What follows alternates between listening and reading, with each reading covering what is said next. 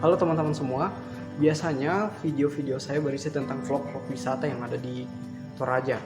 Berhubung karena semakin meningkatnya penderita COVID-19 yang ada di Indonesia saat ini, sehingga kita mengurangi membuat di objek wisata yang ada di Toraja. Nah, untuk video ini kita akan membahas tentang bagaimana cara membuat teh ajaib yang dipercaya mampu menyembuhkan berbagai macam penyakit.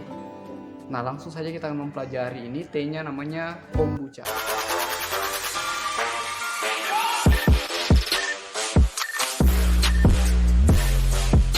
Di depan saya saat ini sudah tersedia air teh yang saya sudah seduh. Jadi cara mudahnya kalian bisa membuat air teh dengan menggunakan teh celup, teh hijau, dan jenis-jenis teh yang lainnya. Yang jelas tehnya masih segar lah, seperti itu. Kemudian kalian masukkan gula. Kenapa gula di sini kita perlukan? Karena pada proses pembuatan kombucha ini, gula ini menjadi sumber energi atau makanan bagi mikroorganisme yang dibutuhkan nanti dalam proses fermentasinya. Kemudian bisa kalian lihat yang di sini, ini namanya SCOBY atau biasa juga sebagai biang kombucha. SCOBY itu singkatan dari Symbiotic Culture Bacteria and Yeast. Jadi saya ulangi, SCOBY ini adalah singkatan dari Symbiotic Culture Bacteria and Yeast. Jadi tidak hanya bakteri tetapi juga ada yeast. Yeast itu ragi, sel-sel kamera. Nah kemudian, jadi ketika nanti kalian sudah membuat tehnya ini, usahakan tehnya ini sampai suhu yang dingin, bukan dingin seperti itu. Usahakan sampai suhunya seperti suhu di kamar. Mengapa harus suhunya sampai ini, suhu kamar?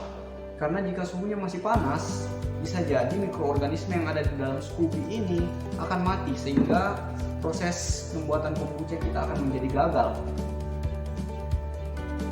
Setelah itu, jika sudah selesai kita buat tehnya, nah bisa kita buka. Tapi usahakan selalu pembuatan teh ini dalam kondisi yang steril, karena jika terjadi kontaminasi bisa jadi jamur parasit lah yang akan tumbuh dan merusak struktur dari teh ini, sehingga bisa menyebabkan keracunan jika kita mengonsumsi kombucha. Bisa kita buka, ini suhunya sudah dingin. Dan ini adalah SCOBY-nya tadi.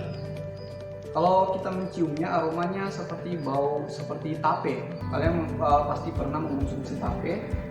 Ada aroma-aroma asam yang ditimbulkan dari SCOBY ini.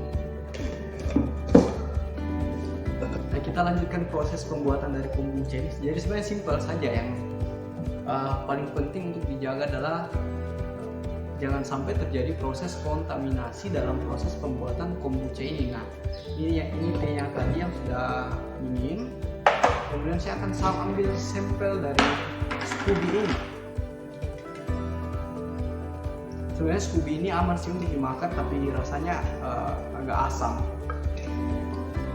Pada saat mengambil SCOBY ini, usahakan sendok atau garpu yang digunakan itu dalam kondisi yang steril.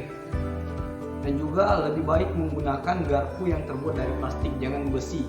Karena biasanya kalau kita menggunakan peralatan dari logam, ada beberapa jenis mikroba yang tidak cocok dengan logam. Nah, bisa dilihat ini bentuknya. Jadi kenyal-kenyal seperti jelly. Langsung saja.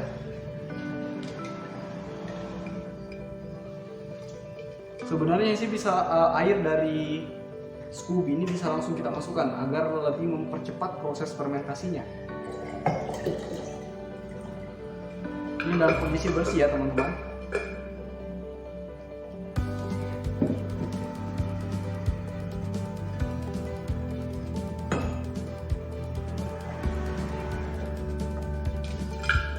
Setelah kita campur dengan teh tadi, kita akan menutup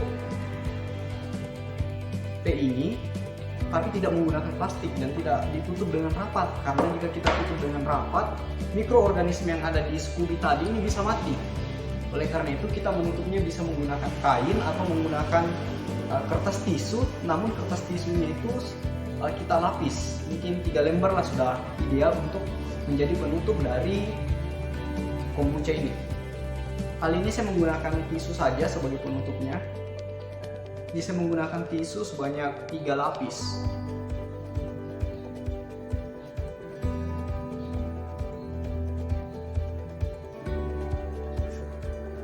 Jika sudah tertutup, kita ikat menggunakan karet gelang.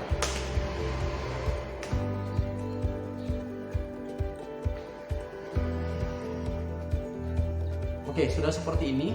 Ini bisa kita diamkan selama kurang lebih 14 hari. Setelah 14 hari, kemudian kombucha teh-nya sudah jadi dan siap untuk dikonsumsi. Jadi kita akan menunggu selama 14 hari. Dan nanti kita akan buat di video selanjutnya bagaimana hasil dari pembuatan teh kombucha ini. Sebenarnya teh kombucha ini bisa juga dicampur dengan misalnya jahe, serai agar rasanya lebih menarik. Nah, namun kali ini kita hanya menggunakan teh saja. Nanti kapan-kapan baru kita menggunakan bahan-bahan lain, kita masukkan serai, jahe agar menambah cita rasanya. Nantilah di konten selanjutnya kita akan buat kombucha dari kopi. Dari teh ini juga kita bisa membuat tunar. Untuk cewek-cewek sangat bermanfaat sekali dalam hal mengencangkan kulit dan membuat kita katanya terlihat lebih awet muda, katanya sih. Ini sudah jadi. Nanti kita akan membahas sama-sama mengapa sih dari Scooby ini bisa menyebabkan fermentasi dan kenapa bisa terbentuk lapisan Scooby ini. Oke, nanti akan saya jelaskan kepada kalian semua.